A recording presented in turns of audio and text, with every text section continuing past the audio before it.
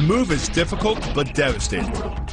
There's no opposing object to push against, so all the energy of the move must come from the momentum of the leap and the acceleration of the kick. The snapping motion of the lower leg functions much like a coiled spring.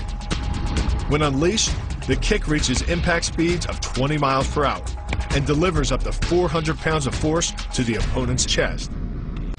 The key to this synergy of speed and power is punch technique, punch location, and punch frequency. With your elbows tucked in behind your fist, the energy of each punch is maximized. And because the punch is delivered to your opponent's core along a center line, the more directly that force is transmitted to his body. The effect is similar to that of continually slamming a battering ram against a door. No matter how strong, it can only sustain so many blows before it collapses. This kick is all about speed. The further the foot travels, the greater its acceleration, and the more dangerous a weapon it becomes. Powered by the muscles of the hip flexor and the quadriceps, by the time your foot reaches your opponent's throat, it's traveling nearly 40 miles per hour. That type of speed yields over 1,000 pounds of force, enough to puncture the Adam's apple and crush your windpipe. The power of the takedown is derived from the simple mechanical advantage you hold over your opponent. By wrapping up his striking leg at the upper thigh, you've placed your opponent in what's called conditional stability.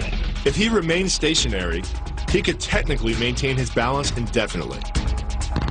But by driving him backward and initiating a sweep of his other leg, you've added two destabilizing factors, and the loose center of gravity simply cannot hold. The tornado kick is a study in controlled chaos. A quick spin confuses your opponent. Then one knee is thrust into the air, launching your entire body high enough to fire a powerful kick. The momentum generated by your body weight rotating freely, combined with a powerful hip thrust, creates a devastating blow of over 700 pounds of force upon impact. More than enough to permanently damage the hyaline cartilage that protects the larynx and spinal cord. What makes this combo so effective is the momentum behind it. Powered by the running start and the most powerful muscles in the body, the quadriceps, the initial kick lands at 15 miles per hour. The second kick creates 3 times the injury-producing energy as the first, delivering over 650 pounds of force. That's like taking a shot from a sledgehammer to the face, more than enough to score a knockout and rearrange some facial features. The axe kick draws its power differently than most kicks. Once your foot reaches the apex above your opponent's head, your body's momentum, combined with the ease of downward acceleration due to gravity, can reach speeds over 20 miles per hour. That's enough to generate more than 550 pounds of force at the point of impact, easily breaking the nose or shattering the clavicle.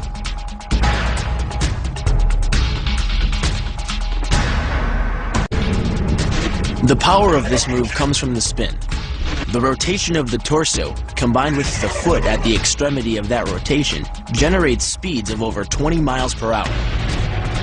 By the time the heel connects with the solar plexus, it is traveling 60 miles per hour and transfers over 450 pounds of force, enough to break ribs and even damage internal organs.